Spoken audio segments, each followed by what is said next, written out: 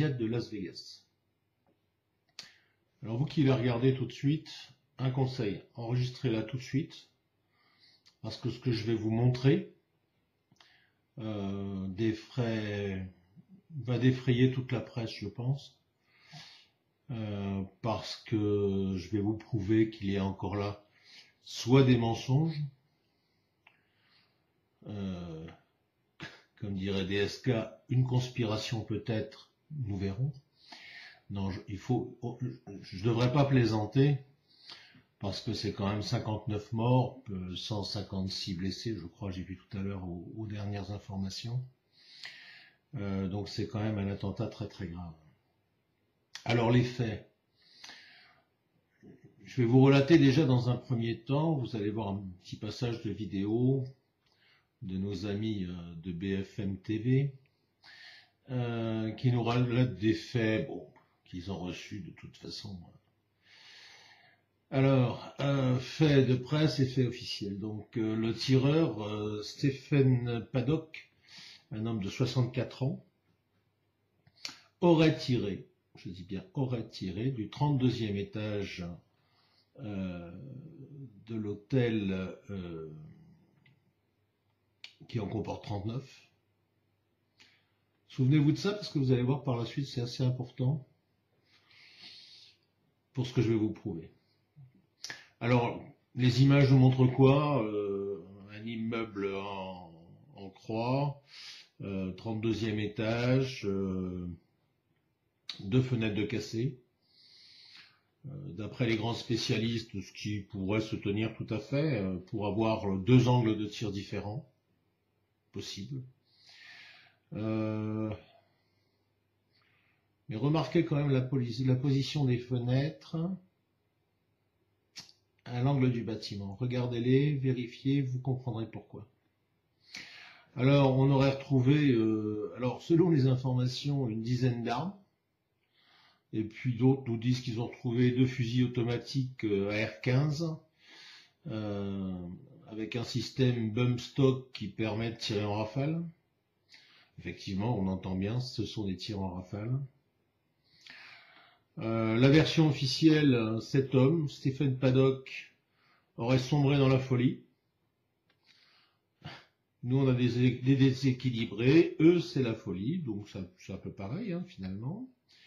Alors, ce qui paraît étonnant quand même, c'est que tous ses voisins, mais comme toujours, hein, nous disent que c'est un homme calme, réservé. On le voyait un peu sortir ses poubelles, c'est tout.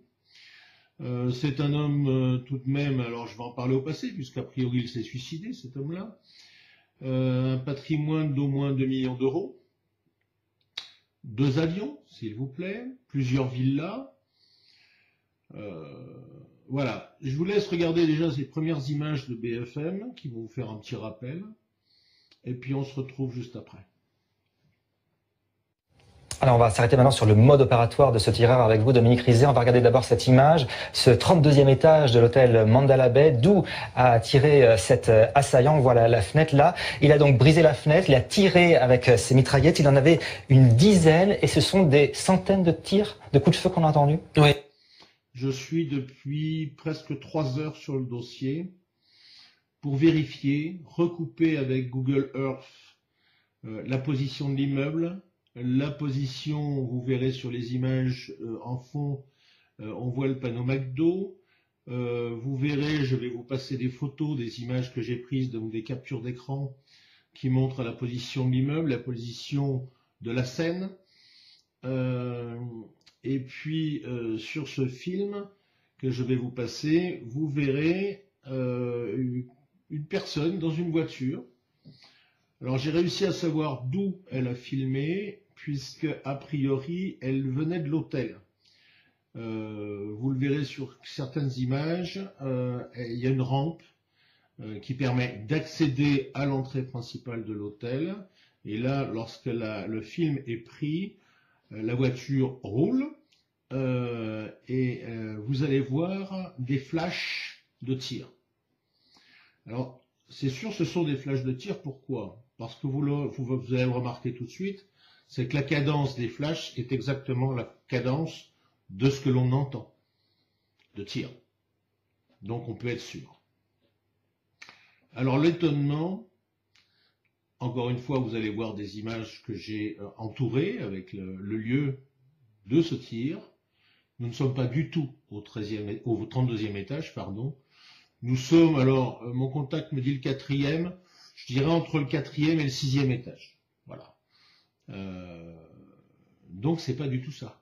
Donc, encore une fois, il y a encore un souci, là. Alors, sous toute réserve. Mais les images que je vais vous passer là sont criantes quand même de vérité.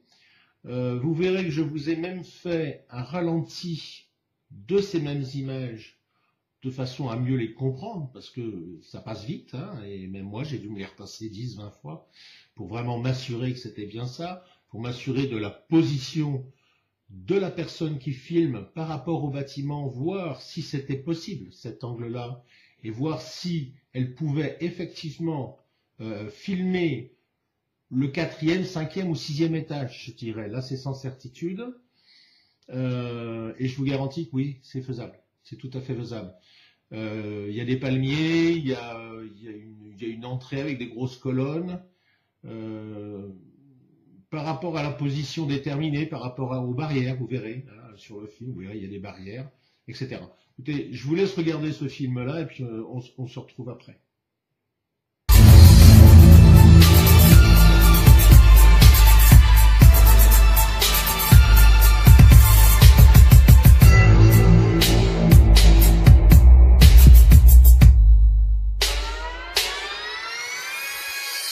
Like it's coming from up there. Oh shit,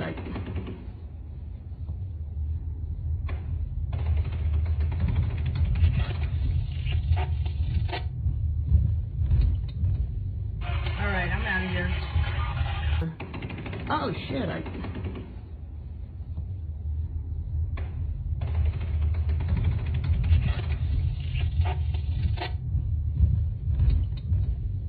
Alright, I'm out of here. Like it's coming from up there. Oh shit,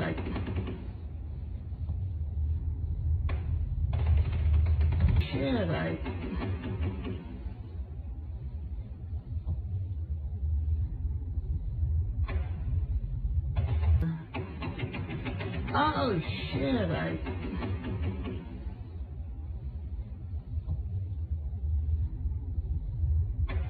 Like it's coming from up there. Oh shit,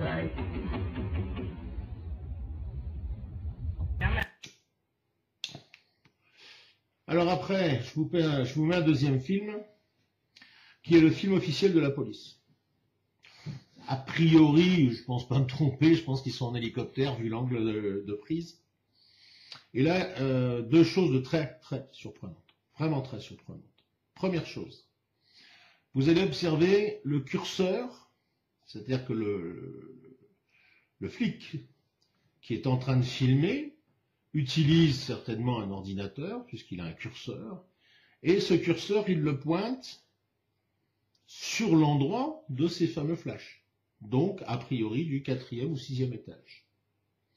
Et non pas du 32e étage.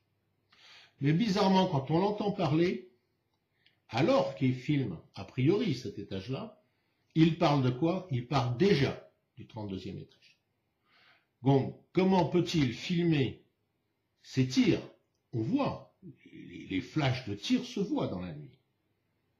Comment peut-il filmer ça et a priori parler déjà du 32e étage?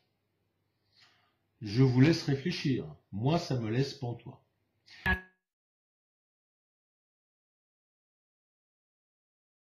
Right there, baby.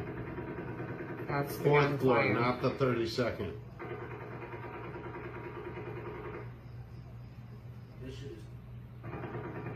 Right One there. more time.